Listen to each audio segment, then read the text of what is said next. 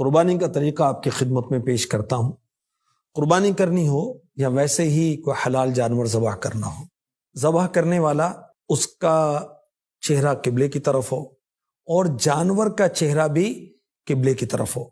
پاک و ہند میں قبلہ جو ہے ویسٹ مغرب کی طرف ہے، تو یوں جو جانور ہم نے ذبح کرنا ہے اس کا سر جو ہے یہ جنوب کی طرف ہونا چاہیے، ساؤتھ کی طرف ہونا چاہیے، تاکہ جانور کو اگر ہم لیفٹ پہلو پر، الٹے پہلو پر، بائیں پہلو پر لٹائیں، اس کی پیٹھ ایسٹ کی طرف، مشرق کی طرف ہو تو اس کا چہرہ قبلے کی طرف ہو جائے۔ ذبح کرنے والا جو ہے وہ اپنا سیدھا پاؤں جانور کی گردن کے دائیں سیدھے حصے گردن کے قریب پہلو پر رکھے اور ذبح کرے۔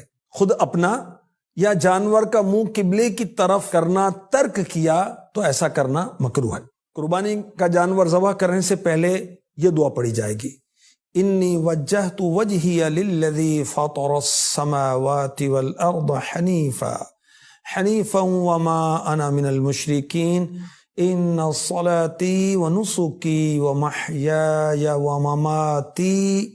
ومماتی للہ رب العالمین لا شریک لہ وبذلک امرت وانا من المسلمین۔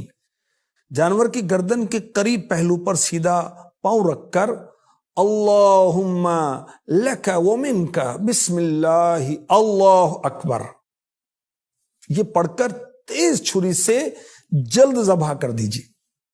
قربانی اگر اپنی طرف سے کر رہے ہیں، یعنی جو ذبح کر رہے ہیں اسی کی طرف سے قربانی ہو رہی ہے، تو اب وہ دعا یہ پڑھے گا: اللہم تقبل منی کما تقبلت من خلیلک ابراہیم علیہ الصلاۃ والسلام وحبیبک محمد صلی اللہ تعالی علیہ وآلہ وسلم۔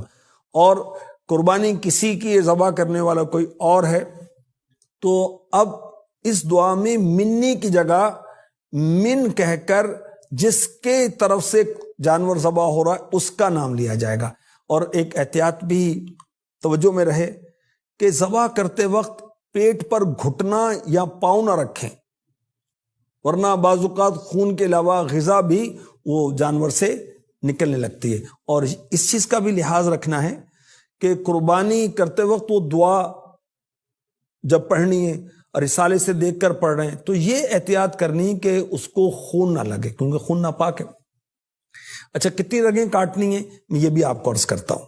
جو رگیں ذبح میں کاٹی جاتی ہیں وہ 4 ہیں، ان کے نام بھی بتاتا ہوں۔ حلقوم، یہ وہ ہے جس میں سانس آتی جاتی ہے۔ مری، اس سے کھانا پانی اترتا ہے۔ ان دونوں کے رائٹ اور لیفٹ اگل بگل میں 2 رگیں ہیں جن میں خون کی روانی، ان کو ودجین کہتے ہیں۔ تو ذبح کی 4 رگوں میں سے 3 کا کٹ جانا کافی ہے، اس صورت میں جانور حلال ہوگا۔ اور اکثر اگر کٹ گئی تو وہی حکم ہے جو کل کا ہے، اور 4 میں سے ہر ایک کا اکثر حصہ کٹ جائے جب بھی حلال ہوگا، اور اگر آدھی ہر رگ کٹ گئی آدھی باقی تو حلال نہیں ہوگا۔ صلو علی۔ طریقہ نماز پنجگانہ سے مختلف ہے، میں اس کا طریقہ آپ کی خدمت میں بیان کر رہا ہوں، سماعت فرمائیے۔ سب سے پہلے نیت کریں، میں 2 رکعت نماز عید الاضحیٰ ادا کرتا ہوں اللہ تعالیٰ کے واسطے زائد 6 تکبیرات کے ساتھ۔ امام امامت کی نیت کرے اور مقتدی اقتداء کی نیت کرے۔ نیت کرنے کے بعد تکبیر تحریمہ یعنی اللہ اکبر کہتے ہوئے دونوں ہاتھ کانوں تک اٹھائیں اور ناف کے نیچے ہاتھ باندھ لیں۔ ہاتھ باندھنے کے بعد ثنا پڑھیں: سبحانک اللہم وبحمدک وتبارک اسمک وتعالی جدک ولا الہ غیرک۔ ثنا پڑھنے کے بعد عید کی زائد 3 تکبیرات ادا کرنی ہیں۔ امام اور مقتدی ہر دو اللہ اکبر کہتے ہوئے دونوں ہاتھ کانوں تک اٹھائیں اور چھوڑ دیں۔ ہاتھ چھوڑنے کے بعد اتنی دیر توقف کریں کہ جس میں 3 مرتبہ سبحان اللہ کہہ سکیں۔ پھر دوسری تکبیر اللہ اکبر کہتے ہوئے کانوں تک ہاتھ اٹھائیں اور چھوڑ دیں۔ 3 مرتبہ سبحان اللہ کہنے کی مقدار توقف کریں۔ پھر تیسری مرتبہ اللہ اکبر کہتے ہوئے دونوں ہاتھ کانوں تک اٹھائیں۔ اس دفعہ ہاتھ نہ چھوڑیں بلکہ ناف کے نیچے ہاتھ باندھ لیں۔ امام صاحب اعوذ باللہ اور بسم اللہ آہستہ پڑھیں گے اور سورہ فاتحہ دوسری سورت کی بآواز بلند تلاوت کریں گے۔ جب امام صاحب قراءت سے فارغ ہو جائیں گے، حسب قاعدہ رکوع و سجود کر کے پہلی رکعت مکمل کریں گے۔ دوسری رکعت کا آغاز ہوگا۔ دوسری رکعت میں امام صاحب بسم اللہ آہستہ پڑھیں گے اور سورہ فاتحہ اور دوسری سورت کی بآواز بلند تلاوت کریں گے۔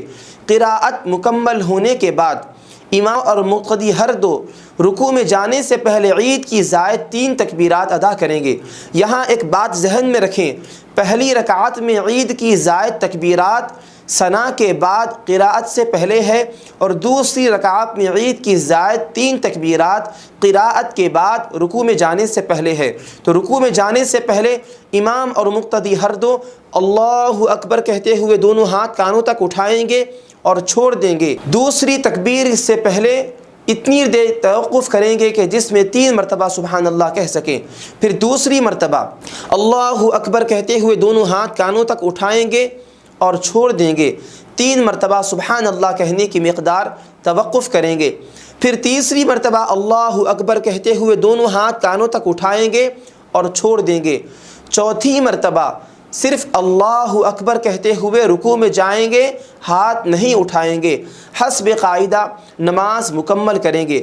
نماز سے فارغ ہونے کے بعد تکبیرات تشریق پڑھیں گے، یعنی